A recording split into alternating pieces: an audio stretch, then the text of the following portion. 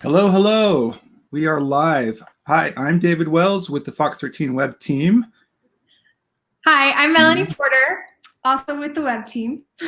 Welcome to They're Keeping It Real in Salt Lake City. We're here to chat with you tonight about the Real Housewives of Salt Lake City. We hope at least some of you watched it so we can chat. We want to hear from you in the comments and see what you thought of this episode. It premiered last night on Bravo.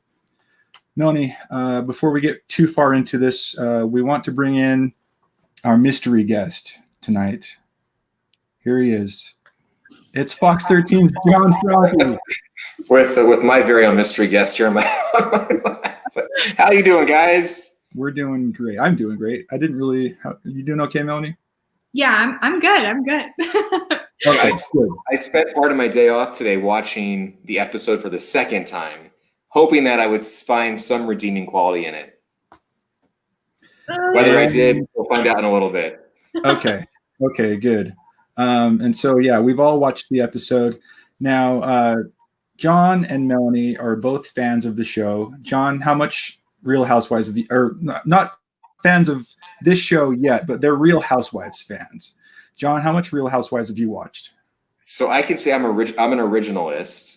My favorite franchise is the original, which is the Orange County, and I've seen every episode since 2006 when it debuted. So that's 15 seasons, and I've actually rewatched all the episodes on Hulu again. So I've seen like all the episodes twice. I think there's about 150 something episodes of Orange County. So I love Orange County, and I also like New Jersey when it was on, and New York a little bit.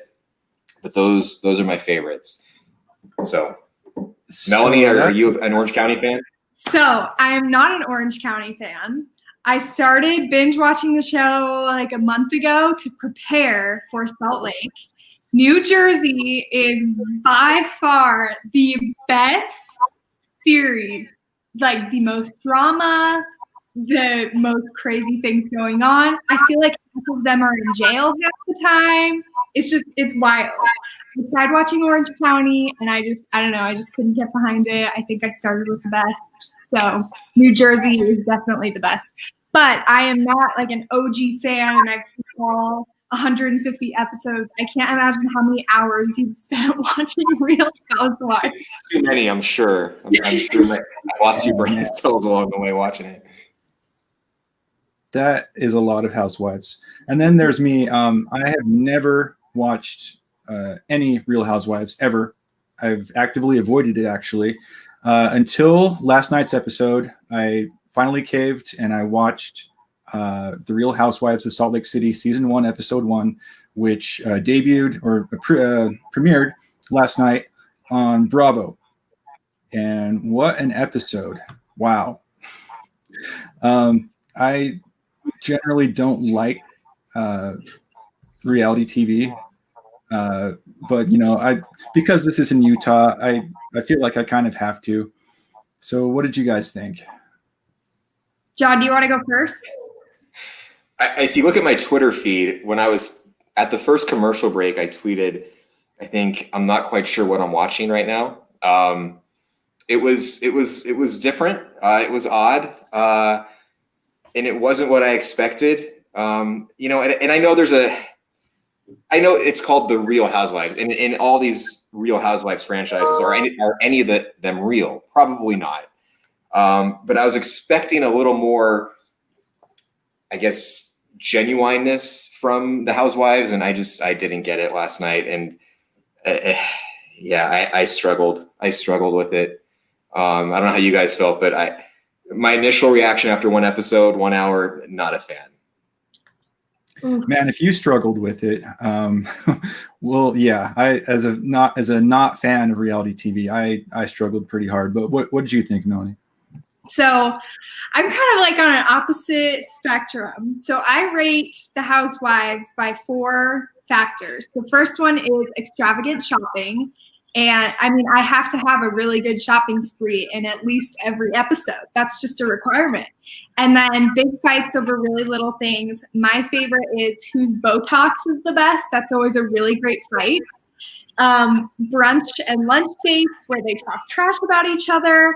And then there has to be a girls trip in every season where they just like fight the whole time. There's tears and it's just so much fun. So I feel like this episode is a little bit different than past episodes just because it ties in a lot of like outside aspects like religion and all sorts of random stuff like that. But I do like the dynamic of the ladies. I feel like it's more lighthearted and fun than like New Jersey Housewives, where they had a lot of really deep, serious stuff going on. So I thought this one was a lot more lighthearted. I do agree. A lot of it was just, they're trying their best to represent or to like put on their best face and they don't really care about the group as a whole. Like that interaction at the birthday party was really awkward. But yeah, I'm enthusiastic about the season still. Not all hope is lost. Good. Okay, yeah. So I'm going to pull up the cast here, the main cast. And we have a few Facebook comments too. Oh yeah, sounding off. Okay, so let me read some of these.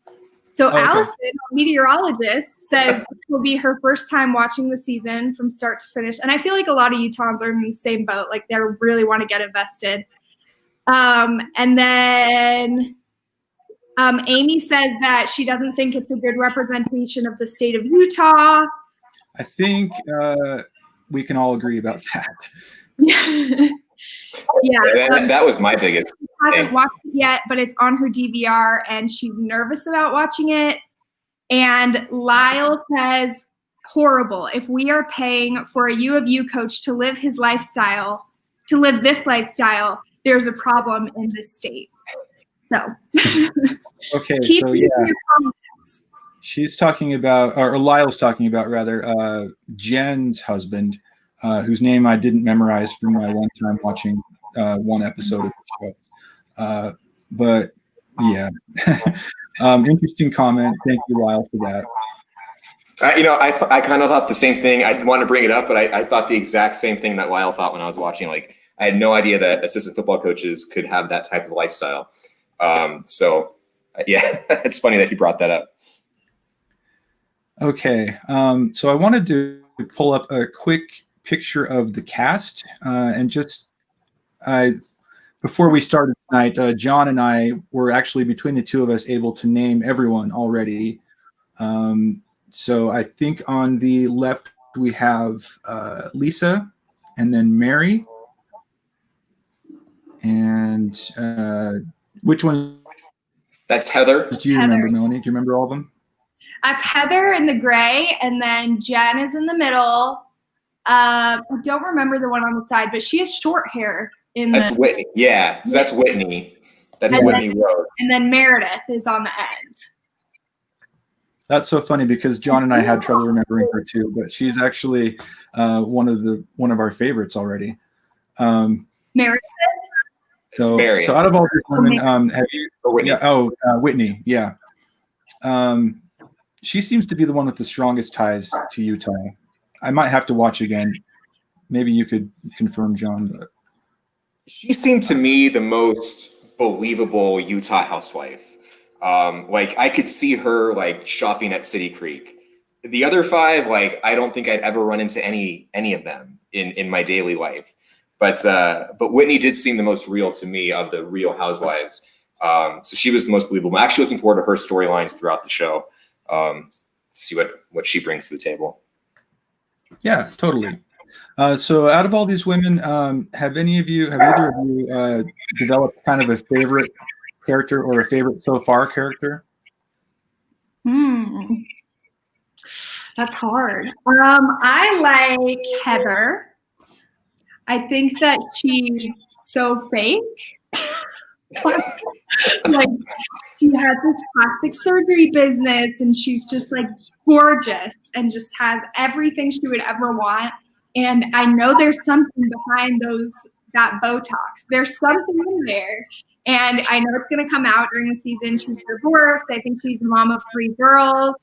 So she's really interesting to me. Mary is not my favorite, but is super intriguing to me because she married her step grandpa.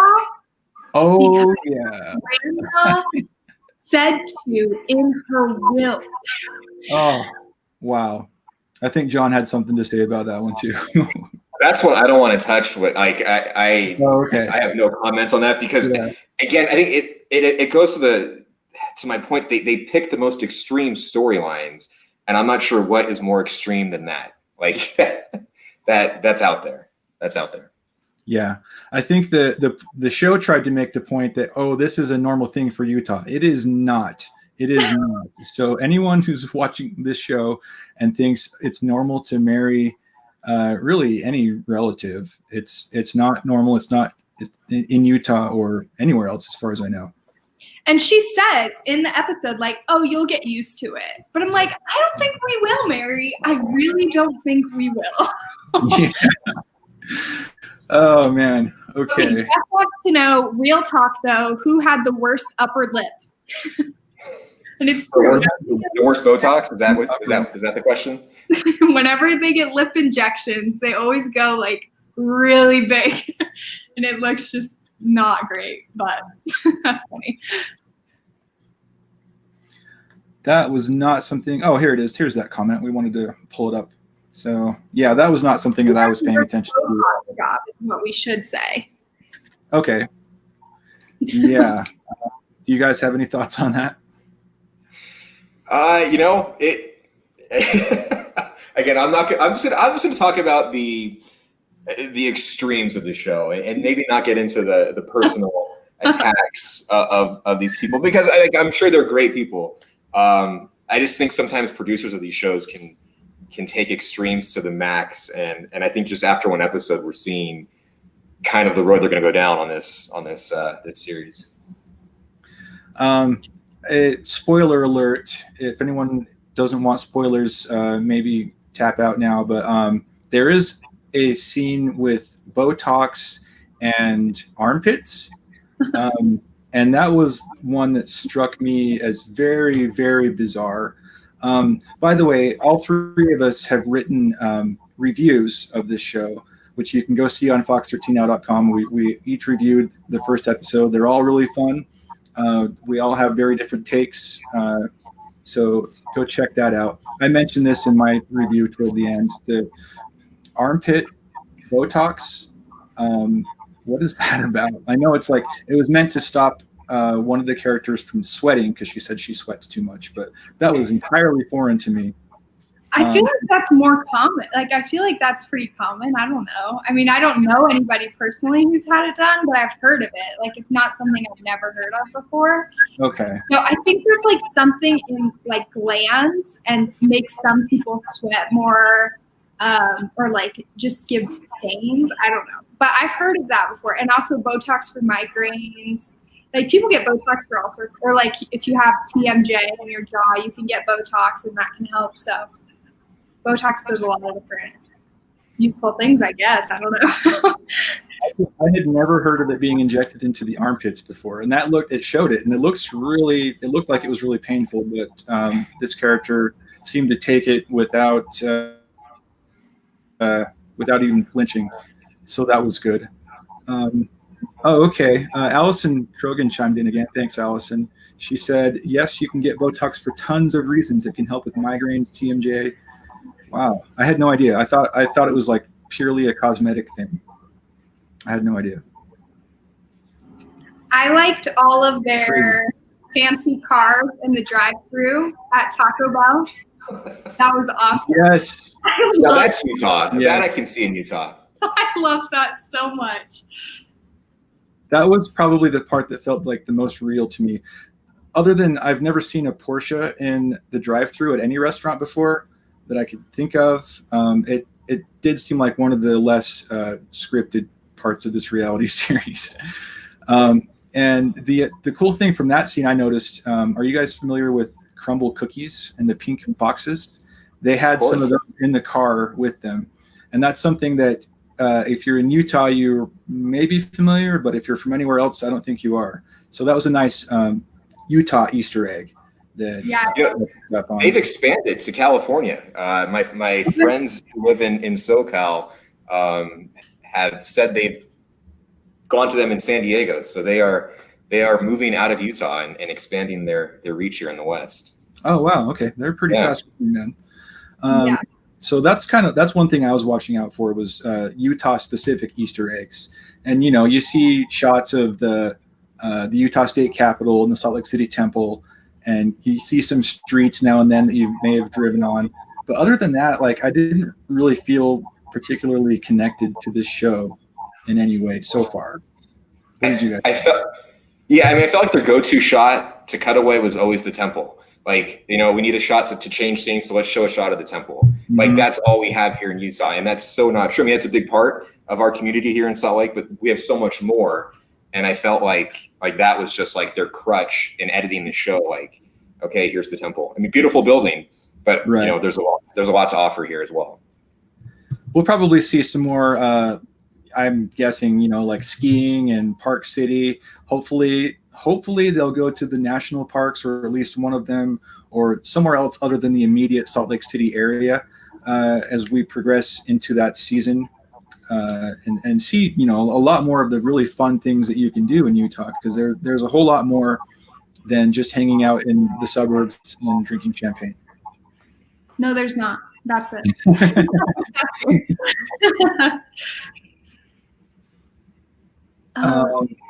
Let's see. Any more comments we want to pull up? I don't think so. Yeah, I think one of my favorite moments in the show was when, I don't remember who it was walking through the snow in open-toed, high heel stilettos. Yep. And a mini dress. I'm like, what are you doing? And no one does that. No one does that. Yeah, and they set it up. They set it up as if they were going to go for a hike, and it was not this big thing, but they made it sound like they were going to make a day of it. And watching it sounded like they maybe went like no more than a quarter of a mile before they packed it in. And I don't know. That's just kind of what it looked like. I love it. Yeah, I mean, that's an Olympic sport, hiking in high heels. That could be the next Olympic sport. That's a good one. You should submit that to the International Olympic Committee and see what they think. That would be a good sport. I love that. Okay, Allison Krogan, thank you for throwing us a bunch of great comments tonight. I'm kind of biased. I want to keep showing Allison's comments. She said, I wonder what people in other cities thought about the religion storyline, because in other cities, religion isn't as apparent or talked about. So I don't think we really have a whole lot of people from other cities necessarily watching tonight. And I can't speak to that, but I am also from here. I thought there were a lot of stereotypes just in the first hour that they played off of, a lot of the Utah stereotypes. And as somebody who was an outsider to Utah, now I've been here for about 3 years now, I've heard those stereotypes out of state, and you come here, it's like, okay, that's not really true. And I feel like the producers kind of played off of those. And again, I'm not a member of the church, but I kind of thought some of it was offensive and insulting at times, unfortunately. Yeah, it was that to me was kind of like the worst part of it. It's just the extreme stereotypes that they kind of pushed across in the first episode. Yeah, but there are some places where they're bucking the stereotypes too. In my online review, I mentioned that so far my favorite character is Lisa, because she's a member of the LDS Church, the Church of Jesus Christ of Latter-day Saints. But she said she also owns several different tequila companies, and she's working on a vodka one, or she said brands. I'm not sure if that also means companies, but same difference. And she said something like, it doesn't matter. There may be some Mormons who care about what I do, but the important thing is I don't. I loved the way she said that, and that was kind of the moment I was like, oh, okay, maybe I'm not going to totally hate this show. Yeah, that was one of the good comments I think that they made last night. But the one kind of the opposite of that is one of them said, "Oh, life in Utah is a constant quest for perfection." And again, I'm not sure how. Maybe for some people it is, but to say that about everybody who lives here, I don't think that's fair. Yeah, that's definitely painting it with a broad brush. But I did a little research on this, and this is something we've actually covered on the news before. Salt Lake City is one of the biggest in the nation for plastic surgery. It's right behind Miami, according to an article I read that was from a few years ago. So I think there's a reason for that. Salt Lake City has the second most plastic surgeons per capita in the nation, right behind Miami. And I think a lot of that has to do with the pursuit of perfection. I don't know. Do you think there might be something to that? So I am a member of the church, and I thought like the aspect of religion was super interesting in it, and at times a little off, a little broad. I thought the like perfection thing was so broad. Like I have never desired to get plastic surgery, and like I know a lot of other people haven't either. But I do know that a lot of Utah women, like, you know, you see on social media, there's a lot of bloggers and influencers in Utah, and like little boutiques and companies and like women-run companies. And you see those kind of images on social media, and it's like, oh, everybody looks like this. Like, okay, I have to look like that too. So that's one thing. I moved to Utah like 6 months ago, and that's one thing that I've noticed here is like there is more of more like a, you know, a certain look that people tend to like to have. Not everybody, but definitely more people than in good old Arizona where I'm from. Okay, here's one comment from Natasha. She says, oh wait, let's do Katie's first. She says, if the show is like the others, they'll be going out to lunch a lot, shopping a lot, talking about each other behind each other's backs a lot, and stereotypes of the church will be talked in offensive ways. And then Natasha at the bottom says, I don't see the said perfection in the state. So kind of a broad stereotype. And I feel like a lot of people felt like that watching the show, that it was kind of like, what? Like what? Yeah. And, you know, perfection according to whose definition? Your own or someone else's? Or is there even such a thing? You know, I think those are all up for debate in some way. Allison, I'm going to go back to Allison. She said, I think this is the first Housewives franchise where all the women work. So that kind of prompts the question, are they actually housewives then? What even is a housewife? Well, I think that was the goal of the show. I think in 2006 was to show like, you know, independent, strong, powerful women who like, you know, have families and have a career and manage all that and juggle all that. I think they've kind of gotten away from that in recent years. So maybe, you know, this is kind of bringing that back, which is cool. And that's why I think the original Housewives had such a good impact, or made an impact, maybe not good, but, you know, because they did highlight, you know, these strong, powerful women who were working hard and taking care of their family. And yeah. Okay. Well, I wouldn't know because I've only seen this one episode. Well, we're about 24 minutes in. Do you guys have any other thoughts, or should we kind of wind down? Like I said in my blog post on the Fox 13 website, is I'm not a huge fan of this show, but I'll keep watching only because I need to be prepared when people I know from out of state confront me and say, does this really happen in Utah? Like, do people throw parties with shirtless servers? Like, I don't think that's common. That's just as good a reason to watch as any. Well, but you've watched, what did you say, the Orange County version? And you know, I of it twice. I've spent a lot of time in SoCal. Like, I went to college in SoCal. I worked in Southern California for a while. So I feel like I know that area very well, kind of like I know Utah here. And I feel like that was a lot more believable to me than what I saw in the first episode of Salt Lake City last night.